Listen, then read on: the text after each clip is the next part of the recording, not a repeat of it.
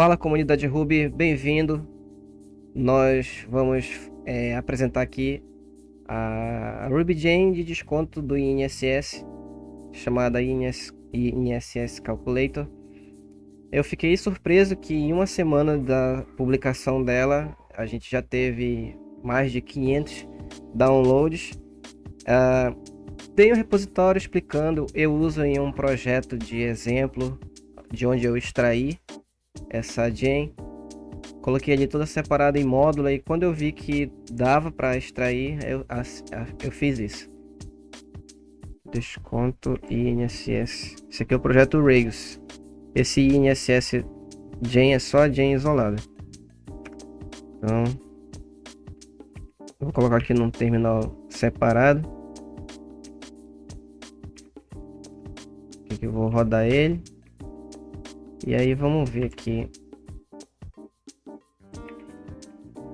Localhost. Esse aqui é o projeto de exemplo. E aqui o serviço, eu fiz um CRUD de empregados. E aqui tem... Cada um tem o seu salário, o desconto e o salário líquido que de fato recebe. Eu fiz um jQuery, um Ajax, que bate lá no endpoint, chama a gen e ela calcula para nós. Então você vai ver aqui em ação como é que funciona. Então se eu colocar um salário de 1.420, ele vai bater lá e já me traz a contribuição do desconto do INSS. R$ 106,61. Vamos ver, vamos comparar aqui com uma calculadora online. Esse aqui tem uma calculadora legal. E aqui tem esse blog explicando direitinho. Primeiro aqui, vamos aqui no blog, né? Então ele dá um valor de exemplo aqui, que é o desconto, aqui as faixas salariais. Ele explica aqui de forma progressiva. Quem está na primeira faixa paga uma alíquota de 7,5%.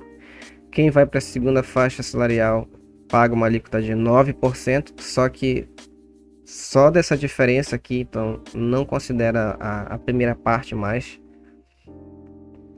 E aqui ele usa um exemplo com R$3.000. Então vamos ver aqui, ó. Então ele diz o seguinte: se o salário do trabalhador, da trabalhadora for de R$3.000, o desconto, a contribuição do INSS vai ser de R$ 258,81, com o salário líquido de R$ 2.741,19. Aqui bate com o que está falando no blog, ó. Ele dá um exemplo com 3.000. Aqui, ó, R$ 258,81. Então esse aqui é o exemplo dado nesse blog. Vamos ver aqui o que essa calculadora online faz. Então eu vou usar 3.000, né? Então se eu colocar 3.000, olha o que ela faz. Ela está dizendo que o salário é de 258, o desconto é de R$ 258,82. Tem 0,1 centavo a mais aqui que ela está calculando acima. Eu investiguei aqui e, pelo que eu entendi, ela tá acumulando o valor float, né? Então isso não pode acontecer, não se pode acumular o valor entre as faixas. Então se a primeira faixa, na hora que tira a porcentagem da primeira faixa, aqui ó, primeira faixa pode ser que 7,5 de 1.412 dê uma fração com mais de 2 casas decimais. O que vem a partir de 2 casas decimais não pode entrar na soma da segunda faixa, nem da terceira e nem da quarta faixa. É o que eu acho que está acontecendo lá com essa calculadora online. Vamos observar aqui alguns desses valores notáveis, né? Então, por exemplo, 1.400. Então, por exemplo, se você colocar aqui a última faixa, eu vou aqui na última faixa, vai dizer R$ 7.786,02. O desconto no INSS é de R$ 908,85. Repara que é esse valor aqui. Opa, eu esqueci de botar ponto e vírgula. O ponto. Então, o desconto é de R$ 908,85. O salário líquido, 6.877,17 centavos. Então, se você observar aqui nessa calculadora, talvez dê uma diferença de novo, porque quanto maior o valor, o float pode ser que acumule casas decimais. Então, vamos ver. O que ela vai fazer? R$ 7.786,02. Precisa dar 908,86. Tá vendo aqui, ó? Tá acumulando 0,01 centavo. Então, esse aqui, R$ 7.786,02 é o valor máximo de contribuição do trabalhador CLT. O trabalhador trabalhadora CLT. Possivelmente, se houvesse uma contribuição maior, ele acumularia um valor um pouco maior do que isso aqui. Então, na Gen que eu tinha escrito, a versão 0.3.0, ela divergia nesse valor extremo aqui. Ela divergia para 0,01 centavo a menos. Então ela dava 908,84. Então, quando eu debuguei a Gen, eu observei que na hora de somar os valores, tinha o último valor, esse 908 estava dando 908,84,999999, o que na verdade é 908,85. Então eu apliquei o patch de segurança, o patch de essa correçãozinha aqui, né, de 908,85. Então aqui no caso eles não corrigiram ainda. Então, quem explica sobre para tomar esse cuidado de não acumular as casas decimais a partir da segunda, é um vídeo aqui no YouTube desse cara aqui que explicou direitinho. Aqui, ó, ele faz a tabela e ele mostra aqui, ó, para 7.786. Deixa eu até sair aqui da imagem, que é para eu não atrapalhar. R$ 7.786,02. Acumula-se 908,85 centavos. Por que isso? O resultado dessa multiplicação da porcentagem, na primeira faixa ele dá esse valor redondo. Na segunda, ele já acumula esse 12 aqui. Na terceira faixa já acumula esse 0,2 e na quarta faixa acumula esse 86. Quando isso aqui acumula, ele vai dar 0,86. Então eu acho que é isso que está acontecendo lá naquela calculadora do online. Eu tive esse cuidado de perceber, né? Então tem os testes, você vai acompanhar lá na Gen. Tem os testes para cada faixa salarial.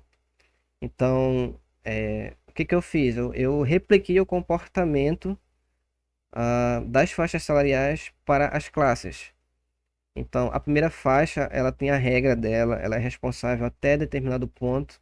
Ela precisa truncar o valor, né? Ela não pode repassar para a segunda e para a terceira faixa um valor de casas decimais. Então, inclusive, fica fácil de debugar, porque se eu acompanho, se porventura vier a ter uma divergência na primeira faixa, a classe responsável por aquele erro é a classe da faixa 1. A mesma coisa para a faixa 2, 3 e 4. Então, quando eu apliquei o patch de segurança, o patch 231, eu observei que a soma que estava incorreta, enquanto as partes estavam corretas. E aí foi quando eu percebi esse valor e apliquei a atualização. Aqui está o repositório da Jane. A gente está com 6 estrelas. Aqui tem aquele exemplo lá do blog, né, que com 3.000 precisa dar esse valor. Aqui, para quem precisa fazer relatório ou carry no banco, eu expus as constantes, né, de cada limite da faixa salarial, a base de cada faixa e o limite dela. Então, se você fizer aqui seu model, né, seu employee, seu user, seu contributor, se você passar a constante aqui, então aqui é o que eu estou dizendo, eu quero pessoas com salário menor ou igual ao limite da primeira faixa salarial. Não preciso ficar lembrando qual é o valor da faixa, né? Todo tempo ficar lembrando isso não dá. Aqui eu fiz uma notinha para para o motivo de usar truncate na Jane, né? Então se você ver aqui na lib, né, você vai ver que tem cada faixa salarial faz um truncate, justamente para que não passe aqui mais casas decimais. Porque, segundo aqui, né, esse vídeo aqui, ele também explica que o e-social, né, que é onde a pessoa vai se cadastrar, ele também ele não considera a partir da segunda casa decimal. Então, ele só vai até a segunda casa decimal também. Então, não só esse vídeo tá explicando, mas também o e-social, ele fala que o e-social faz esse corte, né, desconsidera a partir dessa casa decimal para cá. Então esse é o motivo de usar truncate.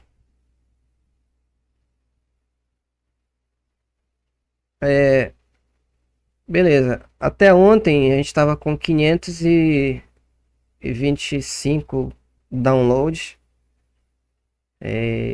De tarde mesmo estava em 528. E agora a gente está em 544. Ou seja, tem gente usando e aí eu senti essa necessidade de explicar aqui, porque eu não esperava, né? Foi um projeto que eu acho chato fazer mais de uma vez a mesma coisa. Então, quando eu vi que eu tinha que calcular o desconto do INSS, eu acabei, cara, se eu precisar fazer isso no outro projeto, eu não quero fazer de novo, né? Então, quem trabalha com contabilidade sabe que essas regras são complicadas, são chatas de implementar. E aí tá esse presente aí, né? A Jane que você pode usar. Dos testes, agora, qual é a vantagem aqui, né? Eu coloquei os testes. Então, eu vou ver um teste aqui importante. Eu acho que o último teste que eu fiz, né? 2 dias atrás, que foi a versão 0.3.1. Então, eu observei que tinha uma divergência. A minha Jane estava batendo R$ 908,84 do desconto. Estava errado, de acordo lá com aquele vídeo. Quando eu investiguei, foi que eu observei. Então, eu implementei esse teste para passar. Então, você tem a vantagem de estar uma Jane bem testada. Caso ocorra divergência, você incorporar aqui o teste e fazer o teste passar, né? Então, cada faixa salarial, que nem aqui, ó. Essa aqui é a classe que faz a soma de tudo. Então, se ela está passando, eu sei que as partes estão passando. Se uma das partes não passar, essa aqui, consequentemente, não vai passar também, porque ela é a soma. Deixa eu ver. Por exemplo, a primeira faixa salarial, eu coloquei o teste dela. Acho que aqui é. Aqui. O limite, né? Eu gostei de testar os limites das faixas. Então tem o teste para quando for o limite de R$ 1.412, tem que ser R$ 105,09 de desconto. Ah, e caso você, né, na sua implementação encontre alguma divergência, você pode adicionar o teste e fazer o teste passar aqui. O que que eu recomendo para você que incorporou a Jean no seu projeto? Dois testes principais. Deixa eu ver, desconto. Esse aqui do 3000, ó. Cadê? Quando a contribuição for de 3000, caso você implemente lá no seu módulo, né, um callback na inicialização, no update, no create, no build, você incorpora esse teste aqui, ou então no teste de integração, né? Você verifica se o seu JSON está retornando esse valor aqui. Aqui você garante que a primeira faixa salarial está calculando corretamente. E além disso, é um exemplo clássico dos blogs. Então, o programador que entrar já vai se familiarizar facilmente com esse valor, porque os blogs estão usando muito ele. O que mais? A última faixa, né? Um teste também importante de se adicionar são esses dois. O teste da última faixa, porque é onde poderia divergir o float, né? Aquele resquício aquele resíduo de casos decimais poderiam divergir aqui. Então aqui eu estou garantindo que não está acontecendo isso. E aí você pode implementar também no seu teste para você ter a certeza particular de que isso está acontecendo, está funcionando. Era isso que eu queria mostrar para vocês. Eu fiquei feliz, né? Não esperava, sei lá, 10 downloads, 15, mas não 540 e poucos downloads em uma semana de publicação da Jane. Então isso significa que teve uma aceitação, e aí já virou um sacerdócio, né? Um dever de estar ali e manter ela funcionando e sem quebrar. Então o que que eu garanto nas próximas versões? Por exemplo, aqui eu vou pegar aqui a primeira faixa salarial, a classe que gerencia a primeira faixa salarial. Ela retorna o número. Aqui o método contribution retorna o primeiro número. As próximas versões, mesmo que eu implemente um decorator, o contrato dessa classe vai continuar sendo o mesmo. Então, o que o decorator vai fazer, se eu implementar um decorator para frente, né, é encapsular essa classe e implementar também um contribution que vai simplesmente pegar o contribution da classe que ele encapsulou, né, que no caso seria essa, e vai fazer o enfeite dele, né? Então, a classe em si, ela não vai perder o contrato, que é importante, né? Agora que a gente está vendo uma agência sendo usada em vários projetos, é importante ter em mente aquela parte do Solid, né? Que é o aberto para extensões, né? No caso, o decorate seria uma extensão, mas fechado para modificação. Então, se eu chegar aqui e disser que um decorate agora é um array, eu já quebrei o contrato dela. Então isso aqui é uma coisa que eu não vou fazer. Então é isso. Espero que você tenha gostado do vídeo. Para mim é um desafio. Não costume meu fazer vídeo.